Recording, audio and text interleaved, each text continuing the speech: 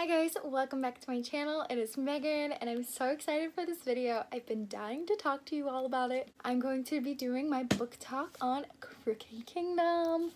As you know, this is the second book in the Six of Crows duology by Leigh Bardugo. Six of Crows is one of my favorite books of all time. Honestly, probably my favorite other than Harry Potter. But after reading Crooked Kingdom, I'm not sure if that stands. I don't know if I loved Six of Crows or Crooked Kingdom more. This takes a more in-depth look at some of the characters. I think the heist and the backstory were really well balanced in this book, a lot more than Six of Crows. Six of Crows, the heist kind of took a backseat, but in this book, I think it was really well balanced. There were some parts of Crooked Kingdom that I was like, this doesn't quite feel like the same setting and vibes as Six of Crows and Ketterdam and all that, but it was so good. I loved it. So this was an absolute 5 out of 5 stars for me. Honestly, I don't have much to say that is not spoilery because I just want to talk about like each chapter as I go. So if you haven't read the book, go ahead and click away now because I need to talk about what happened in this book. Alright, are we ready? Okay, so I'm gonna set this down now because I've got a lot to say and I feel like I'm gonna be holding this a while if I keep holding it. But right from chapter 1, I knew it was going to be kind of an out-of-the-box chapter that had nothing to do with our 6 main characters, just because that's how Six of Crows started.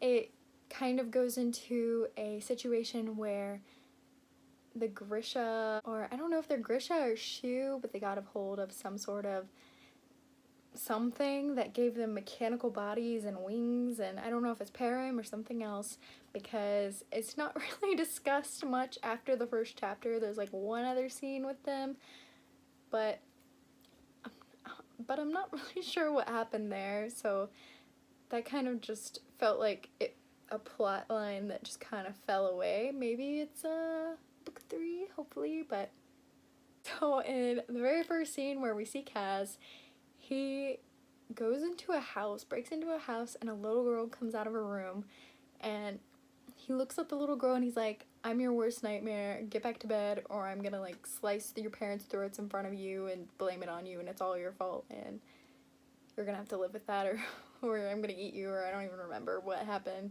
I think he's like gonna kill her bunny, was it a bunny? Cat? I don't know, her pet, and then slice her parents' throats and it was gonna be her fault. And Wyman was like, dude, why would you say that to a kid? And he was like, it was either that or kill her. And I was like, yeah, you're right, but that was pretty rough, man. Like, but it just kind of shows Kaz's monster instincts. I wouldn't say he's a monster, but like his instincts to be harsh and like not empathetic. I don't know what I'm trying to say, but yeah. The lighting in here is so weird.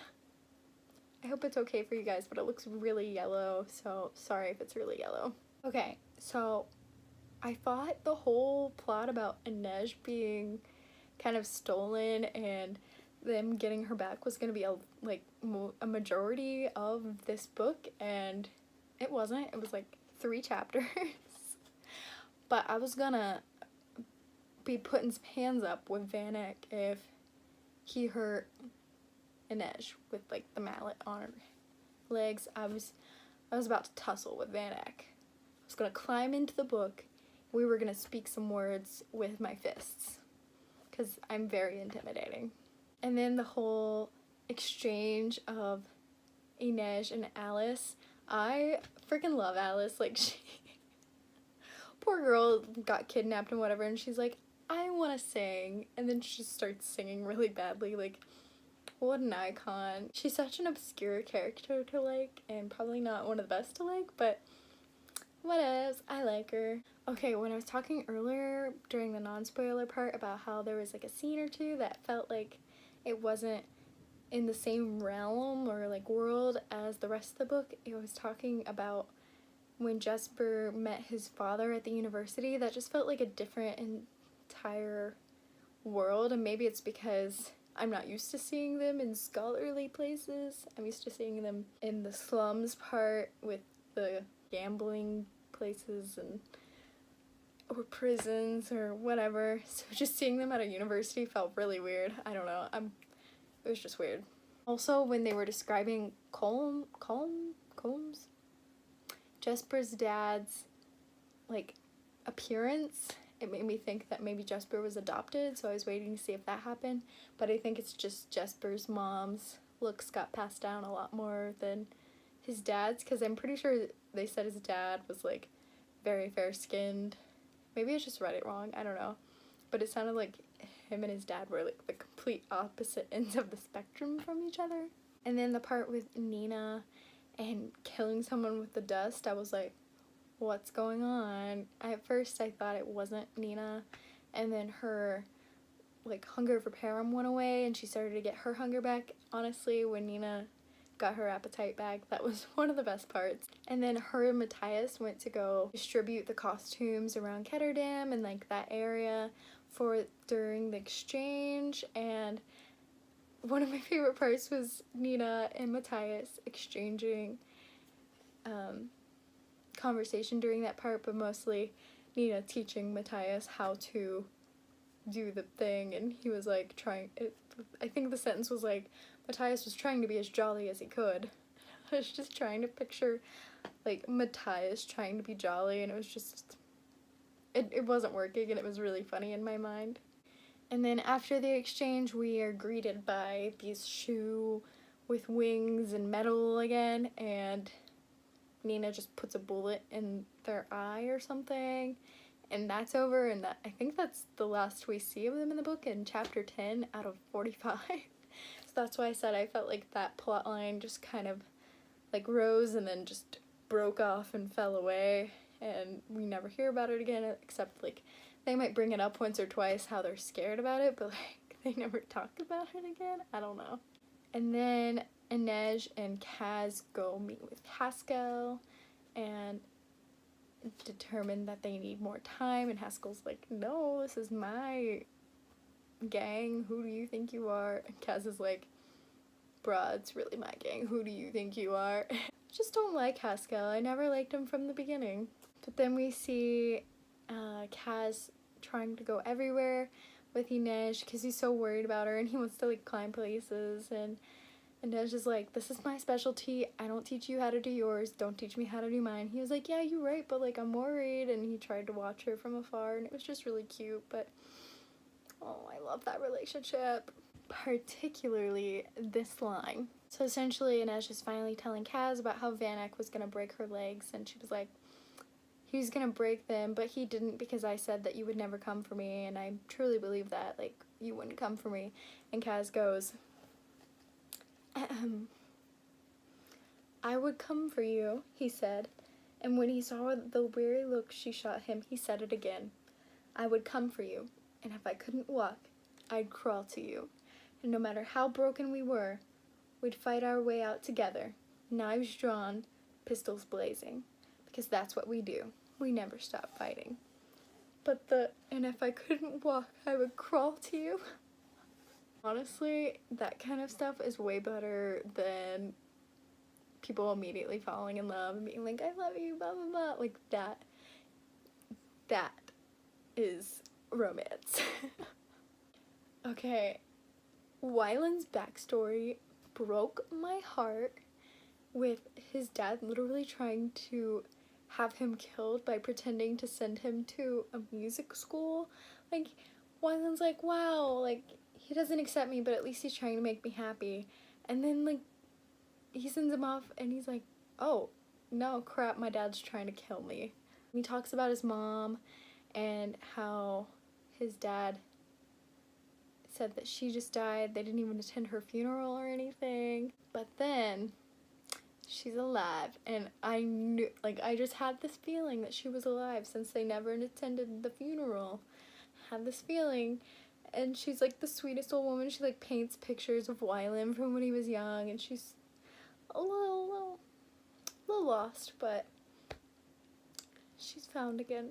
And then we got to Inej and the 10 silos where she had to like scale and then acrobat her way across the high wire to the other silos with the weevil, and the freaking assassin comes, and I was just sitting there like that whole time. I was reading because I couldn't lose my girl, Inej or Nina, and then freaking all crap breaks loose because Pekka Rollins joined with Van Eck.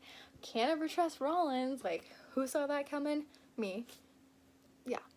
Anyways, I was like, they're all about to die. I'm not ready for this. Everything's going wrong. How is Kaz gonna fix this from 3 different places? How is he gonna fix all 3? And then in the middle of all the chaos, we get this line from Matthias where he's like, Matthias was running through the streets of a foreign city into the dangers he did not know. But for the first time since he'd looked into Nina's eyes and seen his own humanity reflected back at him, the war inside him quieted. We'll find a way to change their minds, she said, all of them. He would locate Nina. They would survive this night. They would free themselves of this damp, misbegotten city, and then they would change the world. And if you know what happens later, that's even sadder. Back to Inej and the assassin. I'm kind of interested in getting a backstory on the assassin because I feel like it would be kind of a Selena from Throne of Glass kind of vibe. So I kind of want to see her backstory and know what happened there. But also, I hate her because she tried to hurt Inej. No. We also got some Jesper backstory with his mom and how he is a fabricator and how his mom died. Heartbreaking. Everything in this book is heartbreaking, just so you're aware.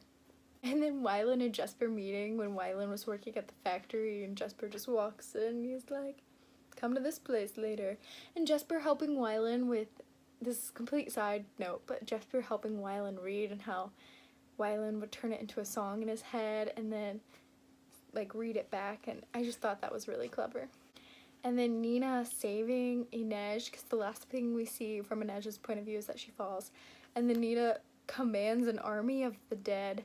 And honestly, the whole time I was just afraid she was going to command Jordy.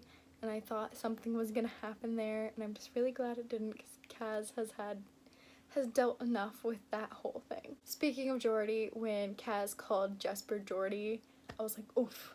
Jesper, I think it's Llewellyn Fahey. Jesper Llewellyn Fahey. Then Jesper kissing Kuwait. I got secondhand embarrassment from that, and I'm glad that Wylan didn't hold it against him too long, but that was definitely awkward. But even more romantic than clearly Jesper kissing the wrong man is Kaz bandaging Inej. We all get the scene. I don't need to explain it. And then Kaz's fight with the dregs, I thought that was a really great plot point, and how he took down Haskell, and those other dregs were like already with him, kind of standing off to the side. I was really mad at the dregs at first, but we're cool now.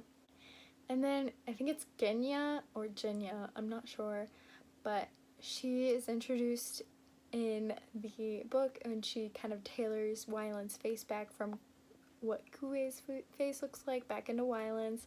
So yes, Wylan's back, but I'm interested because I've read like the first half of Shadow and Bone and the Grisha trilogy, and then I've read this, and it's 2 completely different like Genya, I don't know. And so I'm interested to read the rest of the trilogy and see that arc. Also, really want to read King of Scars because of the brief stint of the Ravkin King Nikolai in here, and how he dressed kind of as a pirate, or what was that, a privateer. And then we see that backstory of Kaz trying to take off his gloves for the first time and just how he reacted, and we kind of get a little more backstory on why he is the way he is, and we kind of see him accept that things aren't his fault. And I think that was really the turnaround point for him, is he kept hearing in his voice Jordy saying like, this is all your fault, this is all your fault, and Kaz goes, no Jordy, you were the older one, we were supposed to take care of each other, but you were the one that fell for it, this is your fault. Then there's a chapter that ends with, I was only Wylan Van Eck, I told them everything, and I was like, Wylan, no. And then it got solved later, and it was actually Kaz's team beating him up, so he didn't tell anyone anything, and I was like, Wylan, yes, we are okay. And Matthias's backstory with his wolf, so I don't know if you caught on, but Matthias didn't pick like the runt or anything. He picked the older wolf that was no longer a puppy. It just didn't want anything to do with anyone, and that was his wolf. And I kind of feel like he is the wolf of Six of Crows. So Nina chose him. He didn't want anything to do with any of the like original crew, but she brought him in. I kind of feel like he's the wolf, so that's a really nice parallel between him and his wolf. And then there's the scene where Kaz confronts Pekka, and he's like, say my brother's name or your son dies, and he talks about how his son got buried underground and everything, and I was just like, I think Inej was also like, Pekka goes away, and Kaz is like, nah man, I just guessed, and I was like, Kaz, how does your mind work? I don't understand. And then comes the most dreadful scene where Matthias tries to confront and change the mind of a Frigorian. I don't know how to pronounce that, but I don't want to break this solemn moment. So he tries to change his mind, he gets shot, and then he dies in Nina's arms, and Nina tries to bring him back, and I'm really happy that she didn't. I felt like this was, well, it was really, really heart-wrenching and really heartbreaking. I think this was an appropriate end for him, and I felt like his death was written well, and just how when he died it said he could hear the wolves howling, and it felt like he was home and accepted, and I was just like, oh. I don't really know what the Council of the Tides is. That whole thing was just kind of strange to me. And then Wylan's jealousy is adorable. When Kue was like, hey, why don't you come visit me, Jesper? And Wylan was like, hey, why don't you go jump in the river and like never come back or something. I don't even remember what it was, but that was something along those lines, and I thought that was hilarious. And then the very last moment that I loved was Kaz, and he looks to Inej and he's like, there's your ship, there's your family. And then she laughs about something and he's like, that's the laugh. And I was just like, Kaz, you have destroyed me. Yes, this relationship, this ship will never sink. It is full on sail. So that is pretty much my thoughts on the entire book. That's everything I like jotted down as I was reading. Wow, it was such a good book, such a good book. I hope there's a book 3 because I hated it ending on Pekka's voice. I just need a book 3. I need these characters more. I love them so much. And yeah, that's all I have for Crooked Kingdom. I hope you enjoyed. Let me know your thoughts and what your favorite part was. And I will see you guys in my next video. Bye!